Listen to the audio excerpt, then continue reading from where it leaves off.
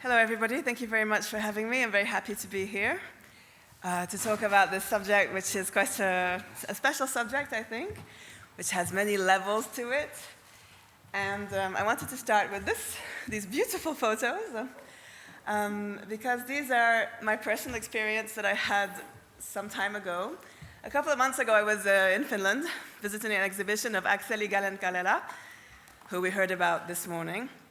And these, of course, are not his masterpieces. And I was with a friend who's Finnish. And of course, I am not Finnish, and I don't come from anywhere that I feel I belong. So I don't actually know what it is to belong to a country. And of course, in Finland, they have a completely different relationship to the sense of being part of a country and the sense of identity. And you see this small picture on the side. When I was with my friend, I was sort of looking at it. I hardly looked at it. And suddenly I could see my friend was transfixed in front of this tiny picture of tree trunks. And I couldn't really understand what was going on. And I could see that this was really speaking to him. It spoke to him as a Finnish person, from this huge Art Nouveau artist who Finnish Art Nouveau could be condensed in the Gallen-Kallela production. And this tiny piece seemed to represent everything that is Finnish, especially a link to nature, a huge link to something almost spiritual, so strong it is.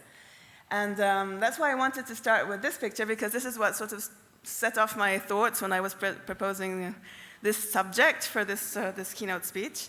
What is national identity? What is cultural identity, especially in art?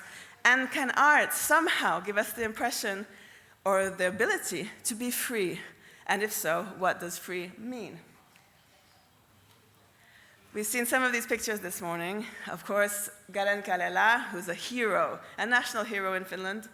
He designed all these pictures, which are mainly landscapes. And what's interesting for me is that if you see these landscapes without actually knowing what they're about, they look like beautiful Finnish scenes. But of course, each one of them is highly patriotic. Lake Kantele, which is up there, is considered to be an iconic painting of Finland because everybody recognizes it as being a national landscape, a topic that was awarded this morning and that we'll see more than once, I think, during this session. You have Akseli Gallen-Kallela up there, who was a very charismatic person. He is somebody who is considered to be the first to have brought Karelian motifs, Art Nouveau, to Finland, but there's also others. And for me, of course, I do not understand these pictures the way Finnish people do. And I've been living in Finland now for a couple of years because I moved there because I was so interested, partly in researching this topic. How can you have such a different relationship to art and Art Nouveau to the one I know, because I come from a country where Art Nouveau is mainly aesthetic, maybe commercial, maybe industrial, not so much national.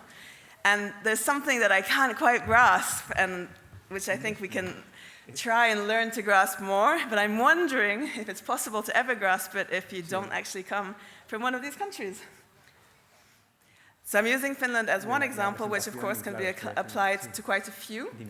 And so Finland was, as many people maybe don't know, which I didn't know until I moved there, Finland was part of Russia. So for many centuries it was Swedish, and then in 1809 it became Russian. It remained a Grand Duchy, so it had some autonomy, but of course it was still part of Russia. And so Finland as a country had actually never existed. It was a country that had no sense of self.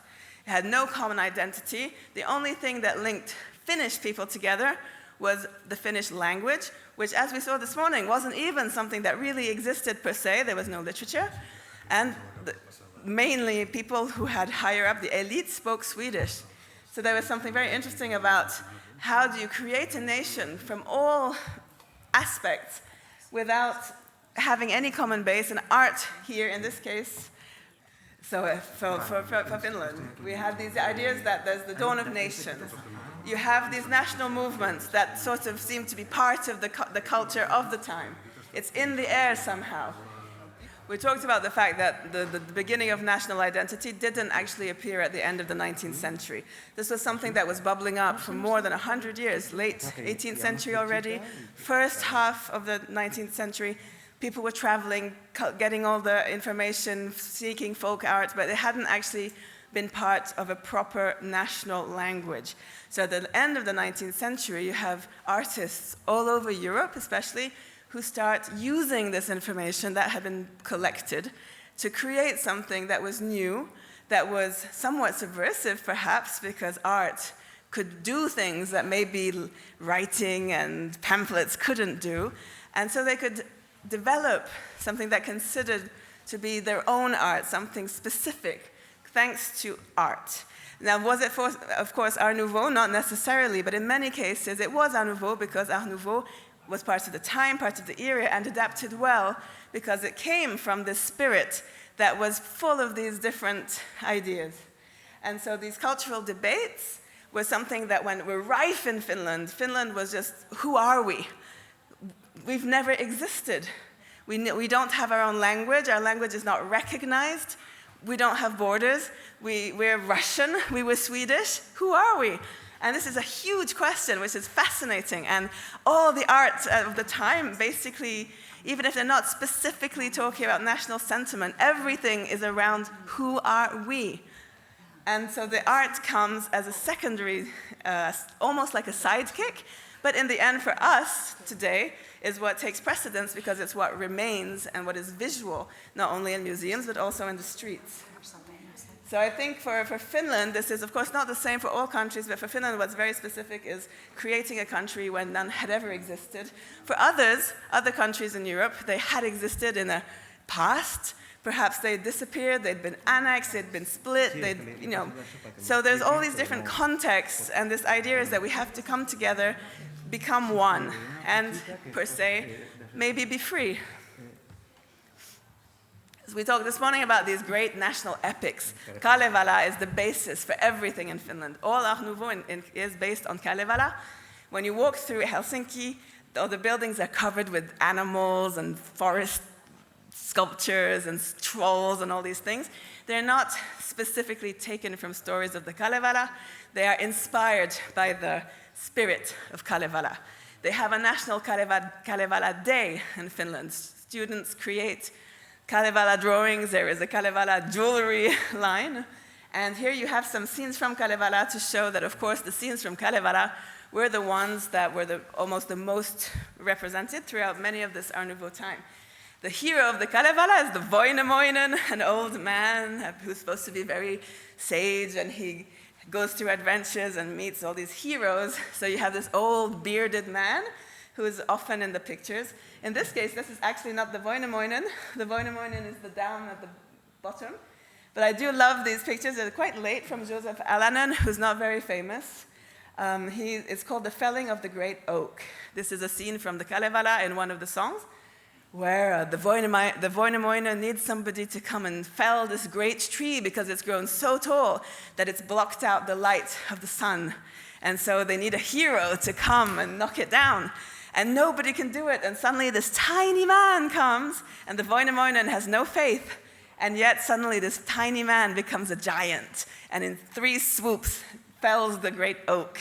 So here you have this stylized, beautiful representation of one scene of the Kalevala. And on the other side, this to show you how strong the importance of Kalevala is. Kalevala, you can buy it, and it's been translated into so many languages, but Akseli Galen-Kalela spent years decorating and designing motifs for his own handwritten calligraphed Kalevala, and here you have one of those extracts. So from the concept to the physical, this is the sort of building you'd find in Helsinki. This is one of my favorite examples. It's not one of the most famous. It's a school. And what I like about it here is that it also allows me to evoke medieval times. When they went finding what is the origins of our culture, as was said this morning, we're looking for whatever harks back to the past, some time when our culture was pristine, when it hadn't been touched by politics and foreign politics or economy or socialism or whatever you consider to be the bad things of the time. And for the Finns, of course, they thought, well, what do we have? Our architecture was wooden. There's nothing left. All that we have left is some medieval churches, a couple of castles, which actually weren't even Finnish, but they are now considered to be emblems of the original Finnish culture because they're so old and there's all that remains and they can be interpreted. They can be mixed, and there's this an idea of dreaming. And so many of the buildings have turrets, towers, great gates, huge granite gates, because of course the use of granite also is very important. You know certainly that at the time, part of this national dialogue, the debate, was let's use materials that are from our land. And so in Finland, what do you have? You have granite. Granite, which is such a hard stone, a stone that's very difficult to cut, very difficult to use, and suddenly you have huge debates. How can we integrate granite into our buildings? This would be the true Finnish style. So of course, in the end, they agreed to do cladding, this kind of stuff, but we do find lots of elements of fake granite, and also soapstone, which can be quite easily carved. And here you have the beautiful example of the owl, which is on the church, on the school. So of course, this idea of wisdom, but of course, of Kalevala. And a couple of elements just to show you the type of Art Nouveau that we have in Helsinki. Again, this Kalevala spirit, full of magical people, little trolls, and all these things. And the gorgeous architecture that is everywhere, which often if you don't actually look, you walk right past it, but it's everywhere. And people often say to me, oh, but Helsinki is so ugly. And I'm thinking, what, don't they see it? It's funny. And of course, the 1900 Pavilion Paris Fire, I think it's something that we can't avoid. This is a beautiful topic in itself, full of Art Nouveau. Strangely, some actors and some people say that it was a failed attempt at Art Nouveau. Other people say it's the apotheosis of Art Nouveau. So of course, this again is a topic of debate. But the Finnish pavilion was considered to be the first manifest that took Finland to the international level. And that's also something that's so important for smaller countries or smaller nations, smaller groups who are looking to be recognized, who are looking perhaps to be independent or get more authority within, more autonomy within one empire. They need external recognition. And for Finland, this was hugely important. The winning design for the pavilion was Eliel Saarinen and Armas Lindgren's. It's considered to be one of the most Art Nouveau pavilions of the fair, and it set these architects on the map. This is now like the model for all Finnish Art Nouveau that came after. And definitely, Finland, thanks to this pavilion, managed to gain a lot of sympathy in the international public. There were many publications, there were reviews, descriptions. The French really enjoyed seeing this pavilion, and somehow this fight of Finland to be free somehow spoke to the imaginary of the people. And this is interesting pictures because the Finns were quite clever. They were part of Russia, but they were allowed to exhibit separately, which was not the case for all the nations. But you'll notice that on that one there, you can vaguely see on the side, Section Russe, Russian section, Pavillon de Finlande, Pavillon Finlandais. On this picture, Section Russe has been erased. And in all the media coverage and all the things they distributed, everything the Finns could give out, they erased from the pictures the Russian symbols. They erased the double-headed eagle that was on the facade. They got rid of the Section Russe, so they could just appear to be independent and free. So back to Paris. We'll dive into the pavilions of the Paris exhibition a little bit. I think, of course, the Paris exhibition in 1900 was a huge event. It marked the end of a century and the beginning of a new one. Countries had fought over who would host it, and Paris, of course, hosted it and was able to promote itself highly thanks to this. On the side, you can see the Rue des Nations. Really? Okay, I'm going to go faster. On the side, so the Rue des Nations is here. So you have all these national pavilions on the side. Most of the pavilions were very traditional, so they were not in any way Art Nouveau. And you'll notice that a lot of them were the pavilions of the stronger countries, the ones that had empires. And among them, there was the Hungarian and Austrian Empire. I don't see how I'll ever finish this in 5 minutes. So along the Seine, you have these 3 pavilions, which are the 3 pavilions of the Austro-Hungarian Empire. So you had Austria, Bosnia-Herzegovina, which was not part of Austria but was a protectorate, and Hungary. And theoretically, Hungary and Austria were sort of, colliding a little bit. So Bosnia is there in the middle to separate them. Austria did not use much Art Nouveau in its actual pavilions, but they did have some interesting installations. You'll see they had this very slick, this very sort of international, the Art Nouveau we know, very quite pure lines, very, very typical of the Jugendstil and the Secession. And Hungary had a completely different style. And this was, of course, made completely on purpose. Hungary decided that they wanted to stand out, that they had their own pavilion. In many cases, also in the exhibits, they were situated next to Austria, so people would go from the Austrian exhibit to the Hungarian one. And Mucha, who's everywhere, designed this wonderful carpet to actually show somewhat this dual identity of the Austrian and Hungarian Empire. And you see these sort of oriental motifs because Hungary at the time was trying to prove that it was more of an Eastern country. It was turning to the east to look for its origins as a way of showing that it was not part of Hungary, because it was so important at this point to show that they were separate and they had their own existence. One thing that I also thought was quite interesting is when you read the texts about Hungarian Art Nouveau, many will specify that Hungary had its own specific kind of Art Nouveau, a bit more rough, with all these floral motifs, the tulips at more relief, a little bit more, rudimentary, which was part of the style, and it was a chosen style. But the Magyars, they were the minority. But in Hungary, there were many minorities who actually were sort of taken into this one Art Nouveau style that was presented as the Hungarian style, but actually became in itself the style of the majority of the biggest minority.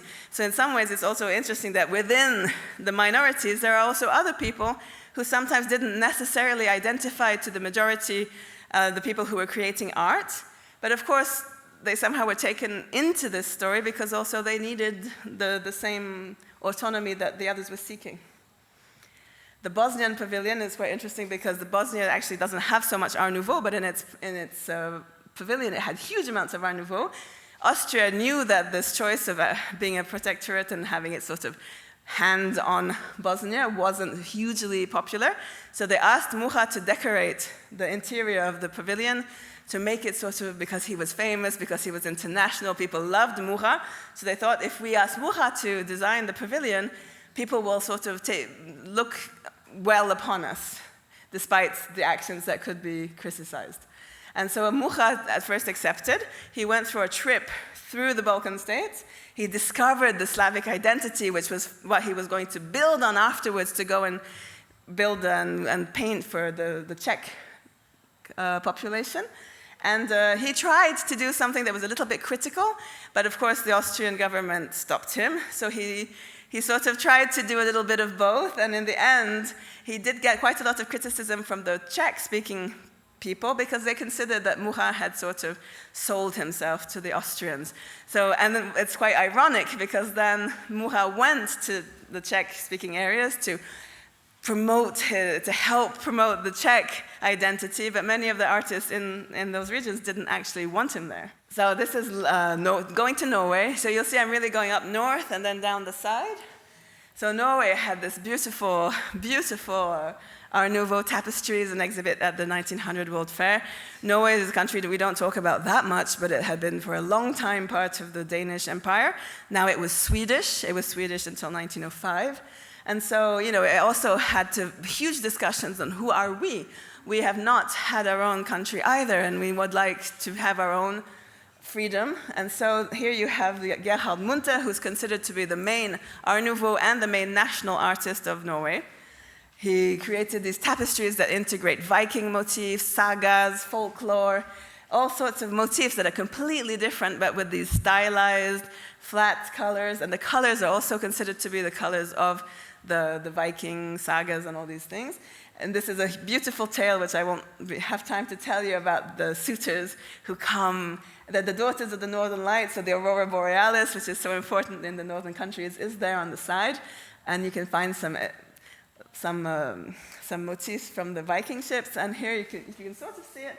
There's a candle, and the candle is there to evoke the rest of the story. This is one part of it. The polar bear actually is a prince, and if you bring a candle at night, he becomes a prince, but nobody knows it because during the daytime he's an ugly bear. At the same time, Frida Hansen exhibited in the same pavilion these beautiful tapestries. Frida Hansen had totally recreated, renewed, created workshops to launch, to rebuild traditional tapestry knowledge in Norway, because they were losing, like in many places, they were losing the knowledge and the peasant traditions, the peasant techniques. And so she empowered women, she helped them find work, and yet she was not recognized as a national artist. The reason being that after 1900, she chose more international patterns, though she kept the traditional techniques. And in this great debate on who are we, what is Norwegian, she was considered an outsider. And yet, when you see her pictures today, this is the Milky Way, which is so gorgeous. For me, I personally do recognize something of the northern spirit in this, and the way we see things, of course, is completely different. And at the time, nobody wanted to buy this painting, so the painting was bought by Germany, and so now Norway has lost one of its most famous works of art. And of course, Kittelsen, just to show us, not verging on something that's not Art Nouveau, but the trolls. The trolls are so much part of the identity of Norway, to show that the legends, that this peasant culture, vernacular culture, how important it is. And so many pictures of trolls, they were in the ones that I showed before, but we didn't have time to see them. And continuing now to the peasant culture, because this is what we spoke about quite a lot this morning, so I actually can go quite fast on this. But of course, very strong and felt very strongly in Hungary. They went the same way the Finns went to Karelia, the Hungarians went to the Kalotaszeg area of Transylvania. They created the Gödöllő studios, which were there to find peasant handicrafts, recreate the knowledge and keep sort of this rural lifestyle. And beautiful paintings. I actually got to see some of the original tapestries, some of the original ones a few weeks ago. Here you have something that's very typical of this Kalotaszeg region. If you can see here, you have these very wooden grave posts that are carved, that are typical of that area. You have a church, which is also typical. The motifs from the peasant costumes. So they've integrated the picture, these elements, to create something that's very Hungarian. And again, looking more to the east, looking more to the areas that haven't been touched by the main empire. And these are elements that I like very much. I hope to go soon. They're not, I don't think they're in such good shape anymore. These are more Slovakian. So Slovak was part of this whole huge empire. And the Slovaks didn't have they didn't have so much industry, they didn't have so much representation that was political. So they decided it was best to sort of go with the Czechs to try and create some identity that would actually lead to the Czechoslovak kingdom after the First World War. And here you have the Dušan Đurković, who was a Slovak origin architect, and he integrated elements of the Slovak traditional architecture into what was a resort architecture. And I'll skip this because we spoke about it this morning, the Zakopane style, which was so important in Poland. This is basically to show that every country in this whole region, most countries had their own similar movement, their whole similar style. They wanted to develop relaunch, take the rural, the traditional artifacts, make modern art with it, reinterpret them so that it would be modern. And this is an excellent, there are excellent articles that exist on this because the Czechs were so, they needed to have the recognition, the foreign recognition. And so they decided to invite Auguste Rodin to make his only foreign exhibition in Prague. And Rodin accepted. He was quite curious to come to the Czech lands. And when he said yes, it was like this huge affair. the Manas Association, they built a pavilion. They couldn't, I mean, it was huge. And they were thinking, now the eyes of the world were going to be on us. Everybody's going to follow Rodin.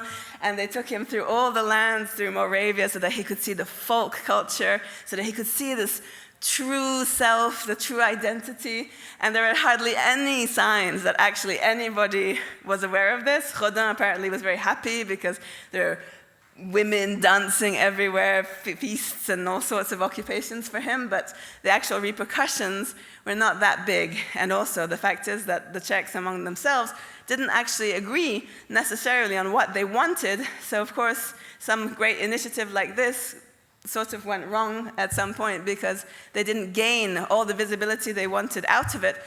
Not only because maybe the world wasn't ready, but also because among themselves it was difficult to find common ground, which is not an unusual situation. So I'm getting to the end. This is a quote from Le Corbusier. Le Corbusier, who always has a snarky thing to say when you look for one, he wrote that the idle and the sterile plagiarized the folk cultures of the past to fill the air with the deafening cry of crickets and to sing out of tune the song and the poetry of others. Le Corbusier, of course, who did not acknowledge his origins in Art Nouveau, who fought to even have them forgotten, and who criticized anything to do with folk. And the reason I put this here is because I think it's interesting that he could say this, because he says it after the First World War. He says this after the nations have appeared.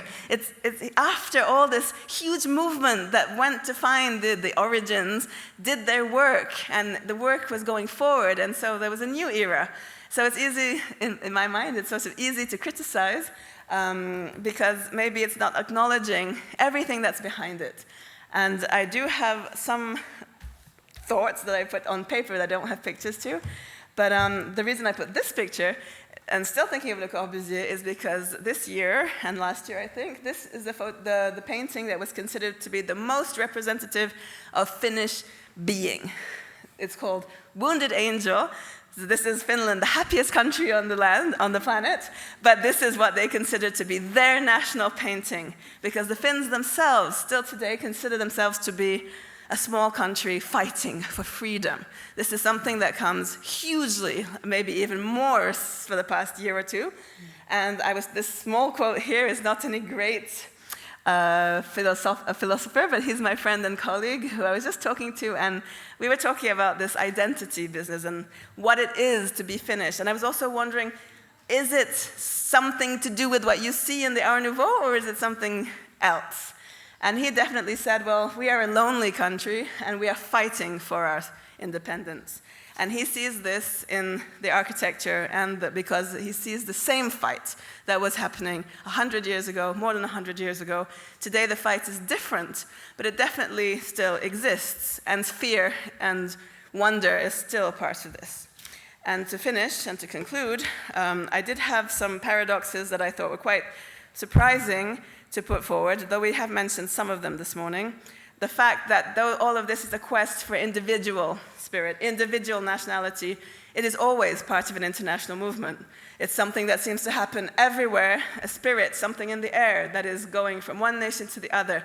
The quest for vernacular, the quest for history, the quest for being, a quest for freedom is something that seems to have roused Europe at the end of the 19th century and the beginning of the 20th century. This doesn't mean that everybody agreed. It doesn't either mean that this was the principal thought that was going through debates. The period was also wondering about social housing, urbanism, urban planning, these thoughts that were so different, and yet this national current is being debated, not only among professionals and specialists, but also among the general press. Everybody has their answer, everybody has their doubts, and I think, can art set us free? How can we say, are we free? But I definitely think that art can help, and did help, advance on the path to freedom for these countries who at this time managed to put everything together, who managed to use specific and also international patterns and motifs to believe in something else, to create unity where unity perhaps did not exist, And perhaps it's also a reminder for us now that though we do not have owls on our facades anymore and we do not put turrets and great gates on our buildings, freedom is not necessarily something that's acquired, that is, in French we say acquis. It means not something to take for granted. And perhaps more than ever nowadays, we should remember that our Nouveau not only is beautiful, we have a passion for it, we study it, but perhaps this sort of topic is something that we can also dwell upon to understand where we come from and where we would like to go. Thank you.